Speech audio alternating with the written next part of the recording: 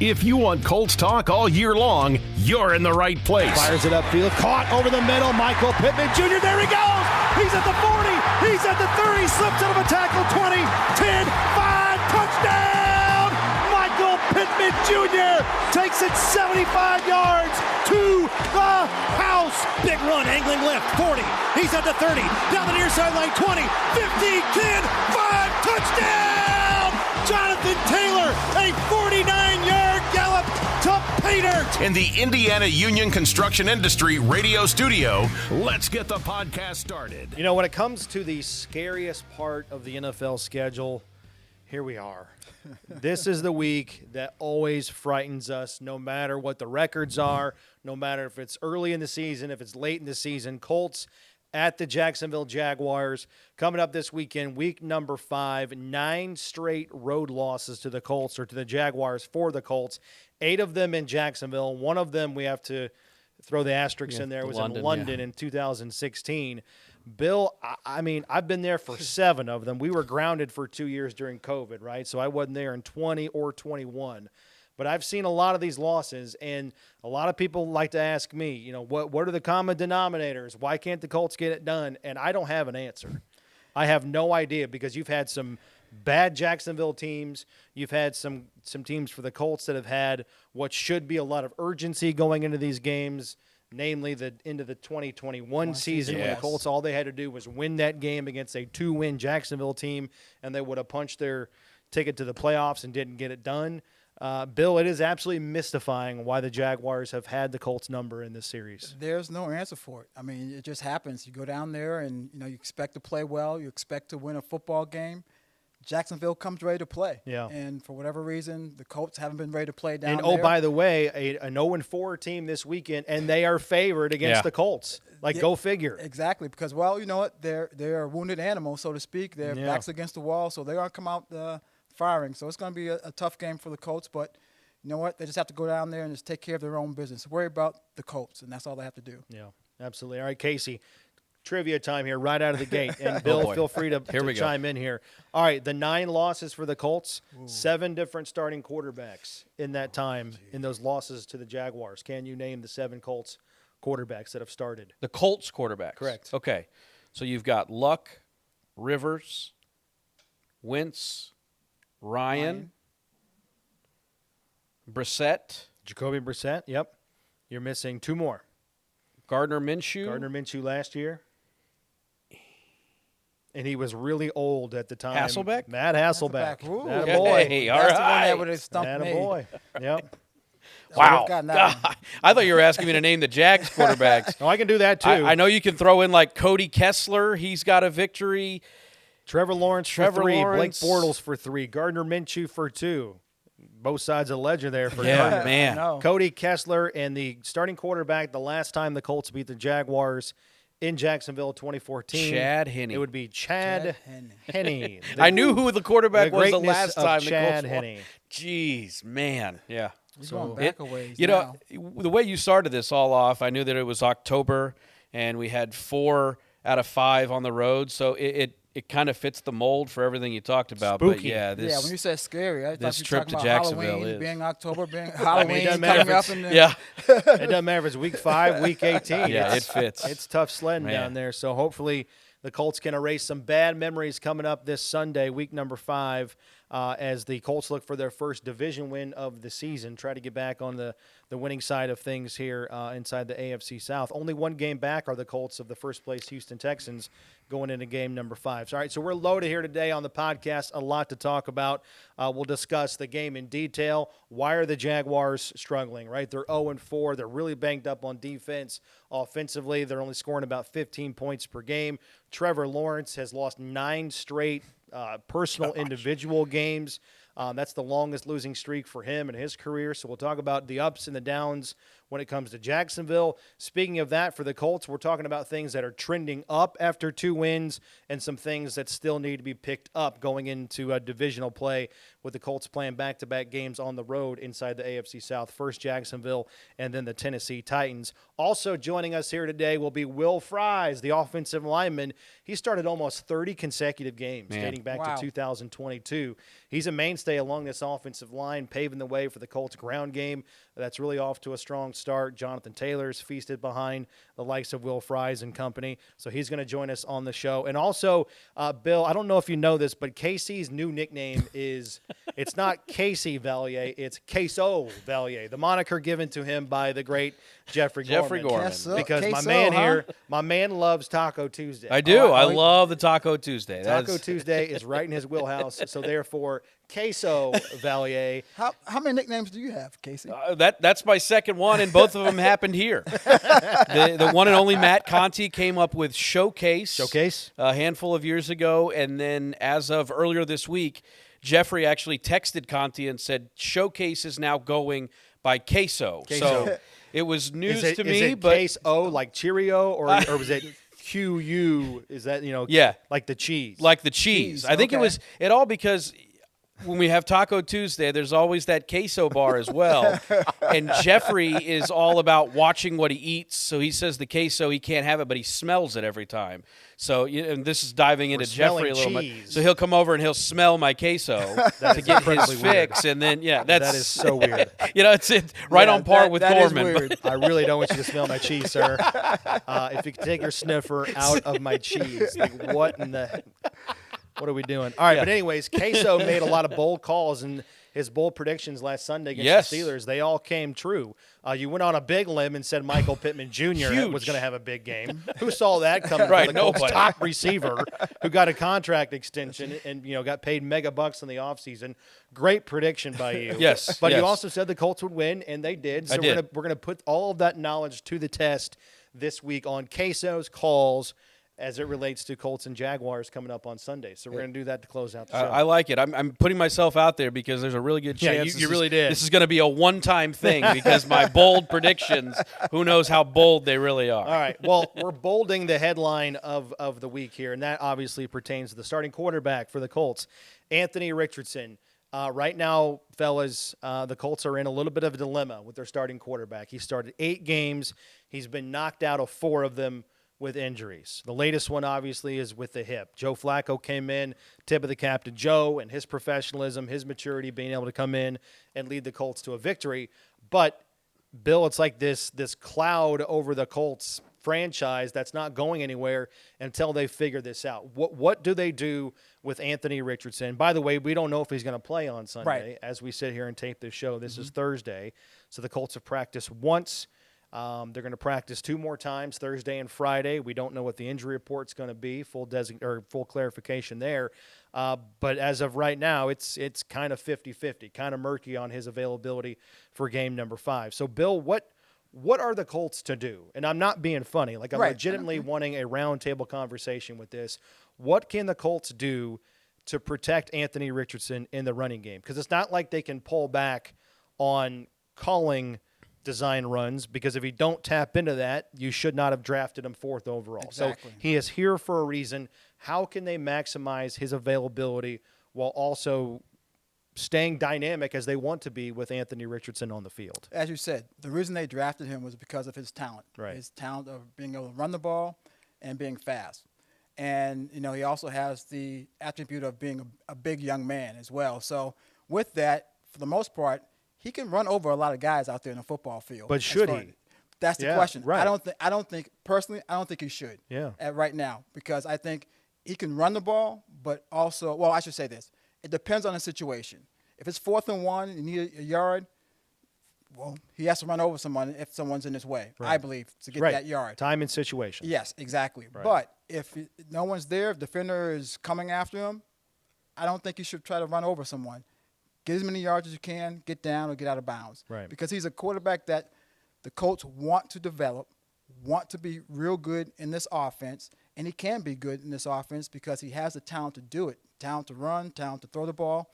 And so I think, the thing that he needs to think about is his availability. Now, for me to say that while I'm sitting here, it's easy for me to say that because he's a competitor. And he wants to go out there and win. He wants to play. Football happens so fast. Exactly. It happens so fast. So the instinct is if someone's coming after you, to run them over. And it's very hard to change that. So there's something that's going to take time, I believe.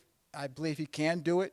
And I believe if he does it, I think he will stay healthy by, not running over too many guys. And I think that would be the best option for him, but you still have to run the man. Yeah. And Casey, like I said, this isn't going anywhere until this is kind of smoothed out and Anthony Richardson can prove that he can play more than 4 games into a season without this, popping up again. Yeah, no, it's hard to kind of set up a game plan to keep everybody healthy because that's right. It's a contact, violent sport. Injuries are part of it, and you don't want to just say that you're going to deal with the injuries to your quarterback because that's never the position you can afford to have those injuries, especially when you're trying to figure out whether or not he's going to be the franchise quarterback. You start talking about financials and all that. All of it comes into play, and that's why majority of the time these are the conversations we're having because it's probably the most important position in all of sports. And so it's really hard to set up that game plan. My only thought on a way to counteract it is, as we're watching that play in the booth, it hurt my hip. I can't imagine what it felt actually taking the hit. The only thing I can think of is maybe instead of running up the middle, it's more you're getting on the outside so you have that ability of, can I break it for a couple more yards? If not, I can hit the sidelines, and you're playing it safe there. But then it's also you're there's a lot to compute. There's there. so much there, and short amount of time. You made such a great point with it's happened so fast, and that's what's so hard. You can talk about the sliding, you can talk about all of this, but at the end of the day, I mean, we saw it with Andrew Luck when he was here, and it was a big problem that we had with all of those where you're a football player, you have been playing football a certain way for so long, it's hard to eliminate that and pull back the reins because there's a reason you draft a guy in Anthony Richardson where you do because of all that he brings from, he's not just he can throw the ball, he can run the ball. He does it all in a different way than anybody else has ever done it. So You don't want to pull back the reins, but you also need him healthy. You need him out there because it doesn't matter if he can do all these things, but he's on the sideline. So it's a real hard give and take. Well, for me, it's concerning on 3 levels. All right, the first level is from the team standpoint, and these aren't in no particular order. Right. Okay, so from the team standpoint, you want him out there because of what he does for the offense. Right, he opens up the running game. Yep. He's a great yards per attempt quarterback. If he can be more accurate to complement what he does and being able to push the ball down the field, the offense is at its best and its most explosive potential when he's on the field. Okay. Secondly, is we're still talking about a guy that has 21 starts past high school? Yeah. All right, so he needs to continue to play. Yes. He's still overall, we talked about it all off season. 2024 is essentially his rookie season 2.0, considering all the time that he missed last year. So he needs it. He needs to stay healthy from an experience standpoint. And thirdly, and this is probably number 1, I should have led off with this, but now you're starting to worry about the guy in terms of his health because he's had 4 different injuries to 4 different parts of his body, right? And so he's still a young guy, and you don't want this to be the narrative for him going forward that he can't stay healthy and he has to deal with that stigma, but B, you just worry about the body parts as he continues to grow. He's only 21 years old. He's still got a lot of football left ahead of him, but he won't be able to play if he's banged up and he's got these things that could potentially linger on with him throughout the remainder of his career. Oh, I agree. I think he needs to make sure that he takes care of himself. And I think one way to do that is what we just talked about, basically, is that when I know the game happens fast, but when you're going out there and you have an opportunity to gain the yards. But when you can see, hopefully, the hit coming, maybe you need to get down or get out of bounds just to save you from getting injured and being able to play the next play. Yeah. All right, another injury to speak of for the Colts, a big one. Jonathan Taylor left the game in the 4th quarter last Sunday against Pittsburgh with that high ankle sprain. We know about the history with Jonathan Taylor with that ankle sprain that goes all the way back to 2022, late in the season that year, lingered into the start of 2023. It pops up again. Hasn't practiced this week, didn't practice Wednesday. Spoke with reporters today on Thursday, said he's probably not going to practice again today. So we'll see. He's at the point of his career where he could probably play or practice Friday and then see if he can give it a go, be a game-time decision on Sunday. But, Bill, what does the running game look like if you don't have Richardson and you don't have Taylor coming up on Sunday? It's a little different. You have Flacco back there and you have Trey Sermon and possibly good. A lot of threats are gone. Exactly. You So know? the defense, you're not thinking about the quarterback running. You know, Flacco, yes, he can run. He showed that a little bit in training camp sometimes. So he can run, but he's not Anthony Richardson back there. And Sure. of course, Jonathan Taylor back there. It gives the defense something to think about when you have two legitimate runners back there that you have to defend out in the game. So it changes things a little bit, but you still want to run the ball. You still have to run the ball to set up some other play-action passing later on in the downs or later on in the game. So you need to run the ball. A lot of it's going to depend on what happens up front for those guys. I think, you really depend on the guys up front to make that running game go. And I think with the guys up front, they can do a good job. And then the guys in running the ball, Goodson and Sermon, I think they'll do a good enough job out there to handle the load for the game. So we'll see what happens. And I think Joe is a good play-action pass quarterback where that will set up some play-action pass. Hopefully you can get the ball down the field to some of your big receivers. I'm anxious, too, if that is the route that happens on Sunday, is you might see a little bit more creativity. We saw a little bit that when Joe came in with the jet sweep that we saw A.D. Mitchell have. You might see a little bit more of that to try and, in some ways, keep yourself in two-dimensional offense because what you do and pose another threat to the defense. defense. That's the biggest thing is, if you eliminate Jonathan Taylor and Anthony Richardson, it's not throwing any shade on, what Trey Sermon or Tyler Goodson or Joe Flacco. It's just the dynamic. It leaves the offense. It definitely does. So that is going to be something I'm anxious to see, that if that's the way, you might see a little bit more wrinkles, a little bit more creativity. And we know that Shane Steichen and Jim Bob Cooter and those, these guys, you could talk to a bunch of experts out there. They're pretty great play callers, so I'm not worried about it from that. I'm just interested to see how that'll go if those two guys can't go. Well, I think it also goes without saying that the creativity in the running game, the design runs have to be there. It's going to be the kitchen sink with whams, outside zones, right? Anything that's up in the playbook that can take advantage of the running game with a great offensive line has to be there. So it's not like you're going to stick with ISOs and powers.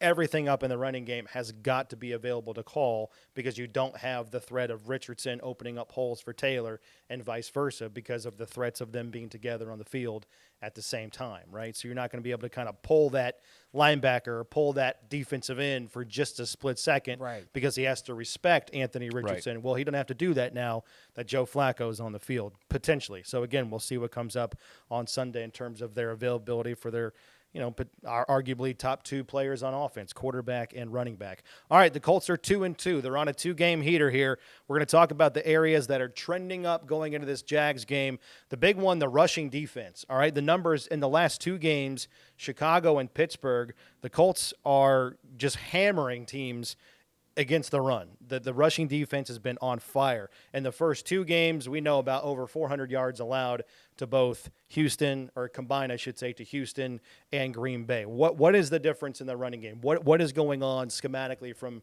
how you see it, Bill, and why the Colts have been way more successful stuff in the run lately? Well, I think one of the things, if you look at the first game against Houston, I think Houston did a good job of getting to that second level and getting a hat on a linebacker and blocking linebackers. And that, stymied the linebackers from making plays, getting up into the hole, clogging up the hole, and stopping up the hole to stop Joe Mixon against the Houston Texans. But now you're seeing, I think, these last couple of games, especially the game against the Steelers, you saw those guys flying around, filling those holes, and the guys could not get to the second level as far as offensive linemen of the Steelers get to the second level. And you saw the linebackers flying to the ball, getting to the ball, and being more aggressive in attacking the ball. So I think that, to me, is the biggest thing that I saw just watching the film, those guys being more aggressive. And they're filling the hole, not just the linebackers, but also you had the strong safety coming up, filling up as well. You had Nick Cross come up there making some big tackles and actually making tackles all year long. He's making tackles all year long. So he's doing a good job back there. So that was the biggest difference I've seen from the first two games into these last two games. This is a non-football answer, but I think it's probably the one that's most applicable is that there's just an edge there. Yeah. The last two games, there's more of an edge stopping the run than there was in the first two games. So that's definitely trending in the right direction. Casey, I'm throwing it to you. How about the pass catchers for the Colts? Michael Pittman Jr. and Josh Downs stepped up in a big-time way last Sunday. Those guys combined for 14 catches, 195 yards, and a touchdown. Michael Pittman Jr. averaged 18.8 yards per catch, which is really good to see because some have kind of pigeonholed him and labeled him as just a middle-of-the-field guy, a high-volume catch guy, not big yards per catch, but he kind of dispelled that last Sunday. So, Casey, is the passing game finally coming along where it's complementing the running game that's been there all season to this point? Oh, absolutely. I mean, the elephant in the room is the impact that Josh Downs brings this passing game. We knew how important it was going to be once he was able to get back on the field. You saw it. You saw it last year. We all saw it in training camp. Yeah. Just the connection that he and Richardson have. Joe Flacco's a veteran, so you knew the connection was going to be there because he's been there. There's nothing you can throw at Joe Flacco he hasn't seen. But Josh Downs just adds another element.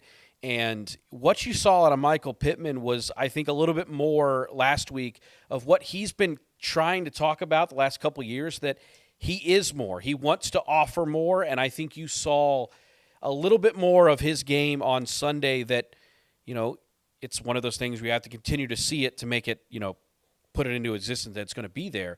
But I think that is something that you can kind of see that Michael Pittman can offer a little bit more than just the, 9 to 10 yards per carry or per catch guy. Yeah. And I'm not saying he's going to be Alec Pearson, the home run guy, but it's definitely going to continue to open up those opportunities. Right.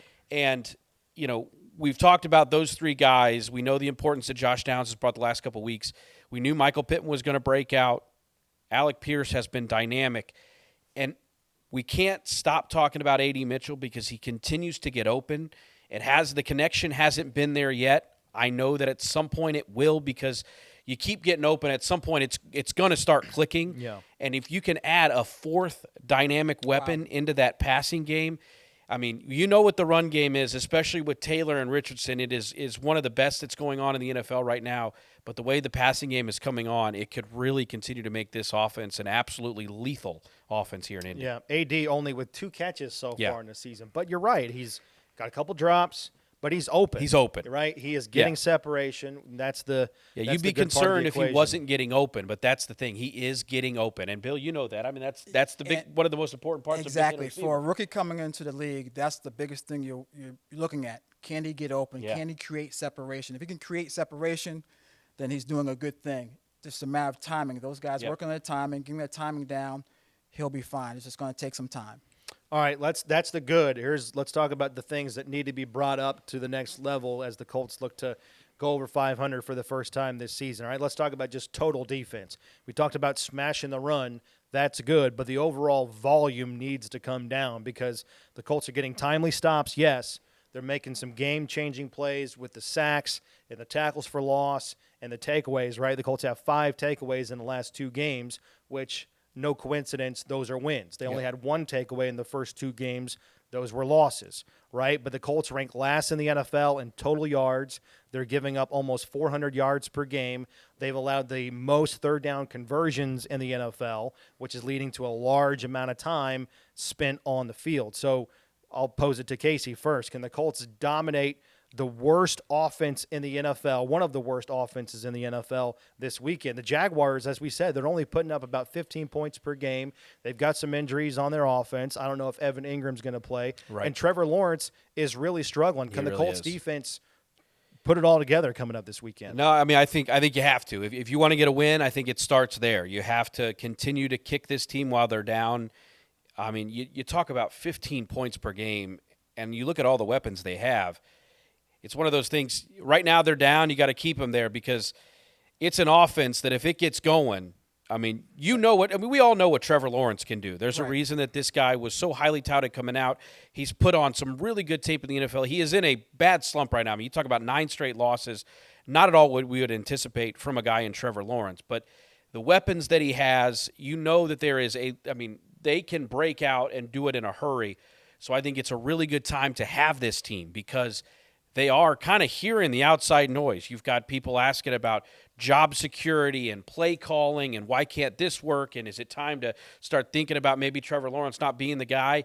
So kick them while they're down. You take advantage of everything they're going through right now. They just lost another tough game against a divisional opponent, so they see that, you know, their playoff hopes right now at 0-4 are very, very hard. By the way, no team has ever started 0-5 and made the playoffs. There you go. So, I mean, they know what is going on, how important this game is. Right. But I think there is no better time to get a Jacksonville team. Yes, we know about the streak, but it's a really good time the Colts take on them right now. And for me, it's to jump on them early, real early. First quarter, jump on them real early, get up on them.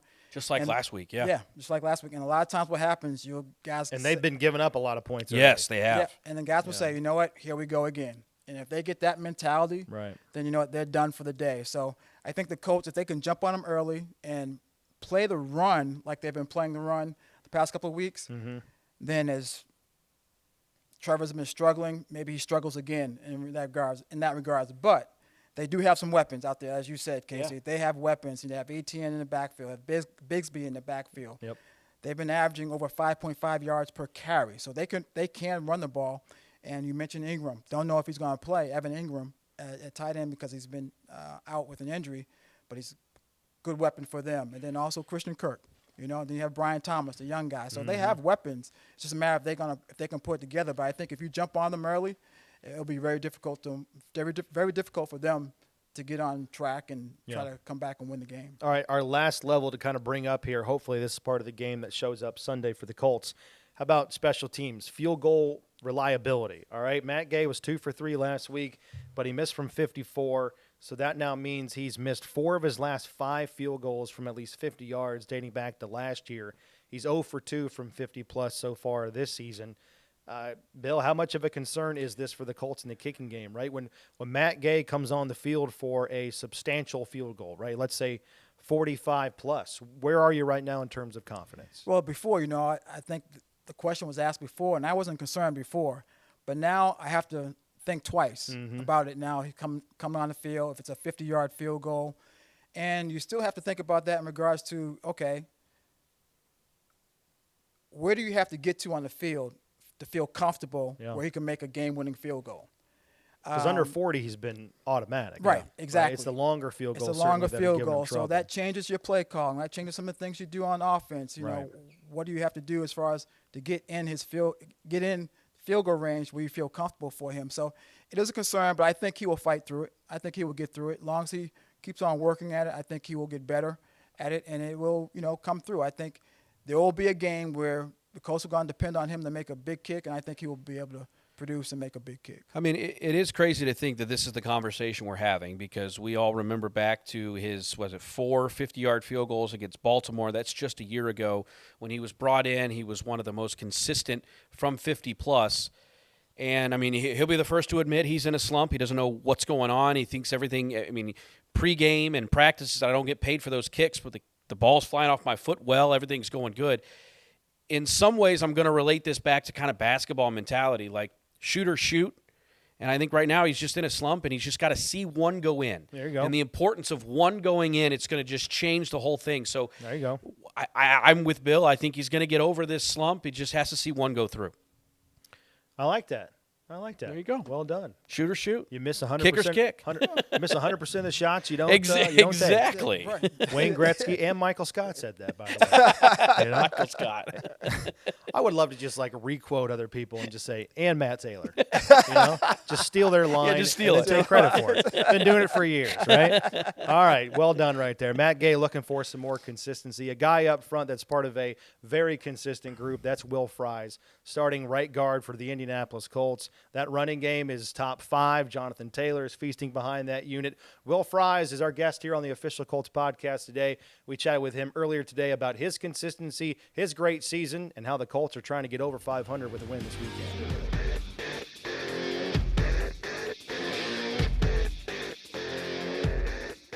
All right, it's time now to go one-on-one with Colts offensive guard Will Fries, who joins us fresh off that performance last Sunday, beating the Pittsburgh Steelers. The offensive line paved the way for the ground game to rack up 133 rushing yards. really physical game, Yeah. Will. I mean, just how important was it to get that game, and how are you feeling after a game like that? Yeah, super important to get that one. Wanting to get back to 500, going against a really talented front, a bunch of really good players they have up front, their whole box players, really their whole defense. That was important for us to go out there, run the ball, make some yards there, opens up a little bit more in the pass game. But super one to get against a great defense to get back to 500. Yeah, no doubt about that. You're a quarter of the season in, Will. Yeah. I mean, you guys in the trenches, I don't think anybody can really fully understand just how much wear and tear you guys go through. So 4 games in, how are you feeling? How are you holding up so far? Yeah, feeling good. It starts to add up, as the season goes along, and it's just important that you stay on top of those things, treatments and doing what you can to take care of the bumps and bruises, and right. Guys battling through things is super awesome to see.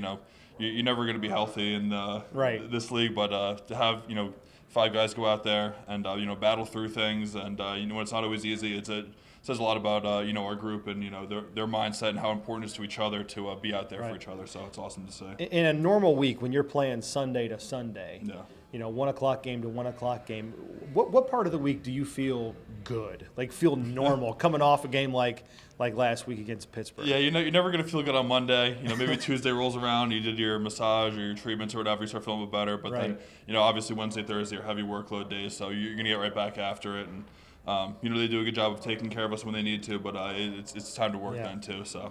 All right, for you, you've started 29 straight games in the regular season with this team. I think you have to go back to the middle of 2022 when you weren't a starter. Sure. So you're a mainstay within this offensive line that's playing so well together, that's gelling so well together. Yeah. Yourself and Ryan and Braden and Quentin and now Bernard, you guys have been together for a long time. Sure. How much is that factoring into the success of this offensive line so far this year? It's super important to have 5 guys, to bank that many reps together, through off seasons and things like that. It's super important. I think that it shows the level of chemistry we have and the trust. You can kind of dial down part of the communication, but it's super important that we've all been out there and be able to, do those things together.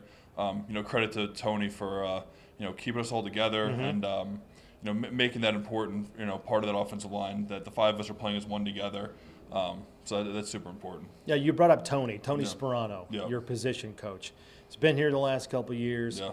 He's just a good dude. Like He's awesome. he's Yeah, laid, he's the man. he's kind of a laid back personality guy, but he Yeah. knows when to get after it. He knows Absolutely. what buttons to push Sure. within you guys. How does he go about getting the best out of the group collectively? Yeah, like you said, he is just, the best guy ever. He knows what buttons to press. He knows when, as an offensive lineman, you're always going to be naturally hard on yourself, to be, cussed at, screamed at all the time, isn't always the best approach. And that's not his style, right? It's not, no. Right. But there are times you need that, and there's times where you need to be held accountable, and Sure. there's times where you need that, kind of fire lit underneath you, and there's times where he has to get after you, and I think that's super important too. So he knows how to, push and pull the balances of, what the group needs that week. So he does a great job preparing us, emotionally, the game plan wise, everything, get ready for these games. And I'm watching the games literally from 7 stories up. No. All right, so I get the bird's eye view of everything. And from my vantage point, Will, it looks like your season's going really well. How would you assess your playing so far? Yes, super happy with the way I'm playing. But that's for the whole group. Right. The whole group's playing well. We're doing what we need to do, play in and play out. We're pairing the right way. So no, it's really a whole group, a whole unit thing, and it's not just the 5 starters. I just see Tanner stepped up, played really well. Yeah. All those guys are, you never know when you're one play away. So it's really the whole all 11 guys in that room.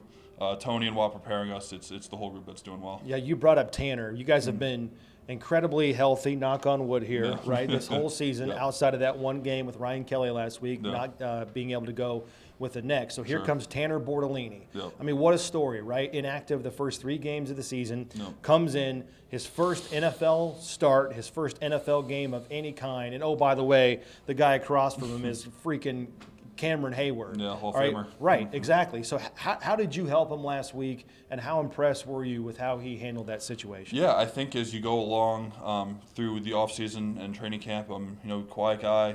He's done a really good job, preparing.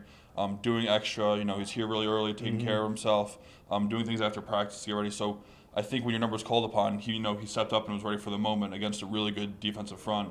And you know what? He went out there and played well. He was confident, communicated well, so he did a great job out there for us. Yeah, no question about it. I mean, what'd you make of his celebration, too? That 40-yard dash he had up the sideline. It drew a little bit too much He was getting attention to after himself. It was awesome, but that might have to be a fine in the O-line room. Really? That's frowned upon? No, it was awesome to see. It's all fun, but Well, I'll tell you, not to go this way, but I'll tell you what has not been fun for this team, trips down to Jacksonville, right? Sure. 9 straight losses to the Jaguars as the visiting team. You've experienced 3 of them. Yeah. Can you put your fingerprint on, I mean, it's not, no disrespect to the Jaguar fan base and the stadium. It's not like you're playing an Arrowhead in those games, right? Sure. So what can you point to as far as like what's made it difficult to beat them on the road down there? I think when you get in these type of situations, it's important to look internally, and it's really not about any of that, the past. It's about what we need to do this week to go out there and get a win. Yeah.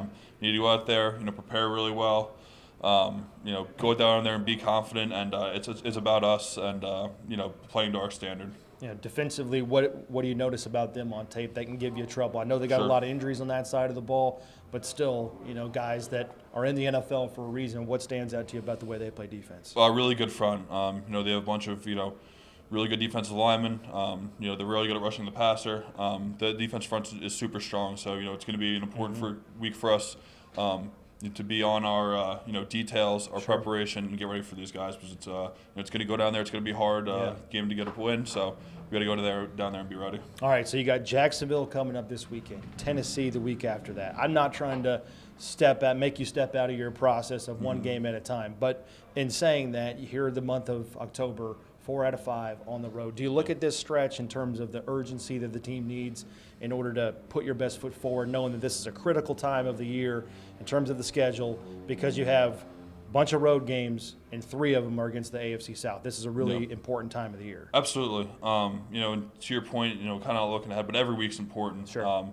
It's important to take it 1 week at a time and not look ahead, because when you look ahead, you'll get anxiety and lose focus of kind of what's right in front of you. So Right.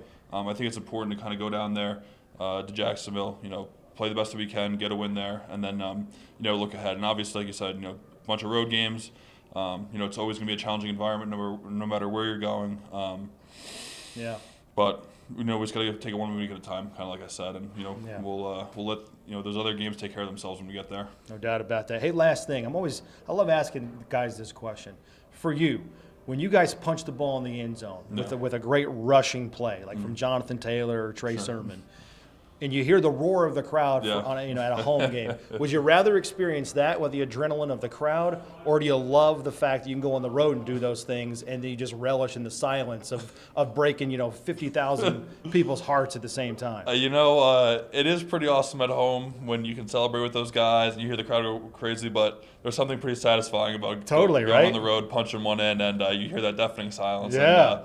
And, we're all celebrating together, in the end zone, so that's a good time. You guys against the Can't world, beat that. right? Absolutely.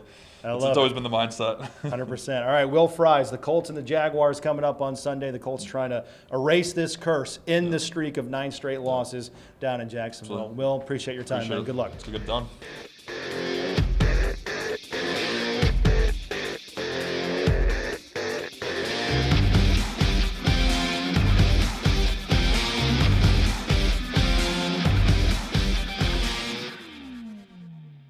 That's Will Fries on the official Colts podcast right outside the Colts locker room. So really appreciate his time and thoughts today going into week number 5. I love interviewing the skill guys, right? Because I'm kind of bigger than those guys. But when I talk to Will Fries and the offensive line, they dwarf me, man. That's not a good feeling, Bill.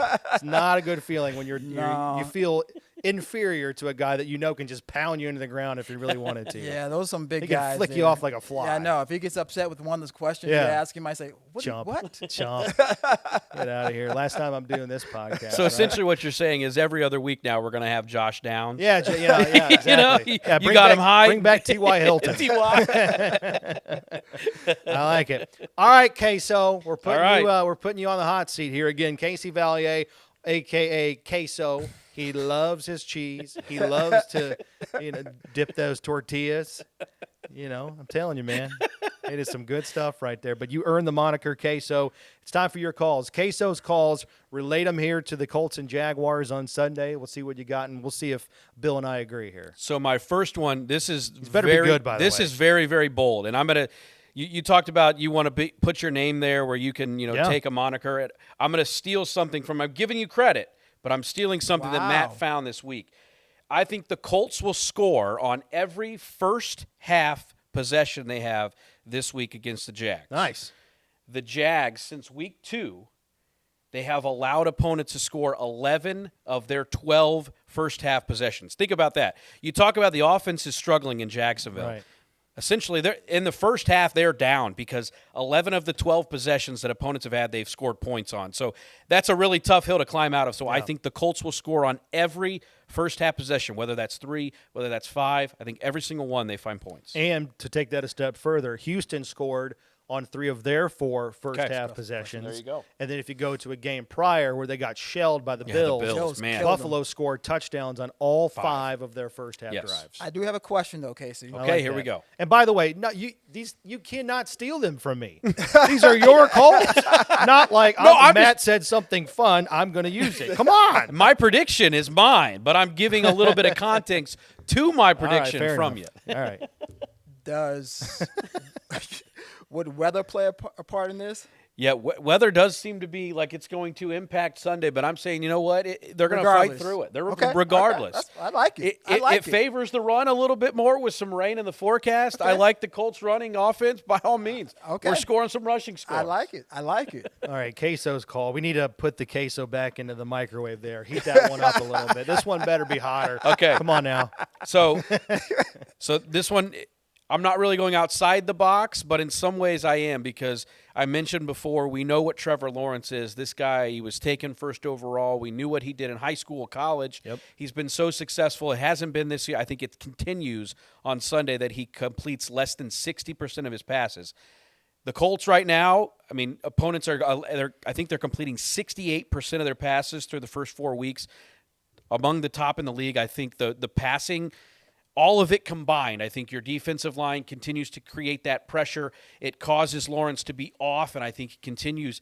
He's got 4 straight weeks under 60% completion, and I think that continues this week in the victory the Colts have over the Jags. Yeah, we talked about Anthony Richardson just needing to play, right, because the overall completion percentage is down. Right. I think Richardson is last in the NFL among starting quarterbacks in completion percentage, but the guy right next to him, 31st, Trevor Lawrence. Yes, yeah. exactly. So I think Yep. the Colts, as you said, Casey, can get some pressure on him. Yep. I think put pressure on him and make him frustrated, especially early in the game. I think that I agree with you with that stat as far as in regards to not being able to complete many passes and having a low percentage. And just keep him in the pocket. And we haven't talked really about – I know we got to close out here, but keep him in the pocket. And the Colts pass rush is starting to get a little bit thin, right? Taekwon Lewis is on IR. It's a big loss. It's next man up. That means more playing time for Laiatu Latu, more playing time for a guy like Adam Gotsis and Dio Adengbo, who answered the bell last Sunday with a sack and a half. Good game. But the point is the pass rush and the lane integrity is always important. But, Bill, in a game like this where we have seen Trevor Lawrence in this offense operate so many times over the years, it's keep him in the pocket and don't let him get out on design boots because that's when he is so deadly. He's a really good passer outside the pocket where he's able to kind of run and diagnose as they flood one zone. But also he's just a really deceptive athlete. He's a really good running quarterback too. And if that happens early where he gets some confidence and is able to get outside of the pocket and complete some easy throws, that gets him into rhythm, and they seem to play better because of that. He is a good athlete. And as you said, to me, it seems like he does better when he's rolling out of the pocket. And they're going to try to do that. They have killed the Colts in that department. Getting the ball downfield to his receivers. He does a good job of that. And then, as you said, if he does that early and gets a little confidence, to me, I think for right now, he's just lacking some confidence in what is going to happen out there in the football field. He's probably hoping things happen, but if things happen for them and he gets out of the pocket, he can make some things happen. So I agree with you. Keep him in the pocket. Get him frustrated early. Yeah. Get him frustrated real early. Then maybe he'll start second-guessing himself again. All right. What did you think of Queso's calls? Should we bring it back? I want to bring it back. Oh, Let's right. bring it back. I want to Not bring bad, it back. Let's. Right. I feel like we should have like a bowl right here. Next like week- during that we should be eating. Next week napkins, we'll see if they, how he Pitching did. to our sales team, hey, we've got a great we idea got a for a great segment. People are up at night talking Yeah, about it. come on. They're up and talking about it. It may just be you and I, but hey, I'm all right with I got that. neighbors that are, hey, did you hear Queso's calls this week? I mean, can you believe that? 11 of 12 scoring Tell you, drives in the Casey. first half. Are you Hey. serious? I like it. I'm trying. Let's stay with it. And I didn't go like, low hanging fruit, like the Colts are gonna play the game. Well, Wow. just waited for me to give you one of them, and then you looked at a completion percentage for the other. So Thanks, Rome, Matt. Rome Thanks. one built in a day. Now, come on, now, Casey Vallier, Bill Brooks, right there. That's going to do it for this edition of the Official Colts Podcast. As we get you ready for Colts and Jags in week number 5, Colin Schrader is our man behind the scenes on the 1s and 2s, operating the cameras. And again, we got you locked and loaded here on the Colts Audio Network. Everything you need to know about the Colts and Jags, Inside Football with Rick Venturi. We got 9 hours of game day coverage coming up on Sunday after the game. Greg Rakestraw and Bill Brooks have you for the 5th quarter huddle on radio. And then after, it's the post-game show, as we like to call it, on Colts.com. Bill Brooks and J.J. Stankovitz break it all down on instant reaction. Again, that's available here on YouTube and the Colts Audio Network. So, fellas, well done. Let's go. Break the curse. Yes. Halloween needs to come early. Yeah. All these costumes that people wear down there, just get it out of their system. The Colts need to break this streak. And Yes. Get do one down a in big Jacksonville. cannonball down in the pool down There there. you go. Yeah, on top of the pool. Heck yeah. All right, that's going to do it for us. Thank you so much for watching and listening. We'll be back next Thursday breaking down Colts and Titans. But until then, so long, everybody. Have a great weekend coming up, and go Colts. Thanks for watching.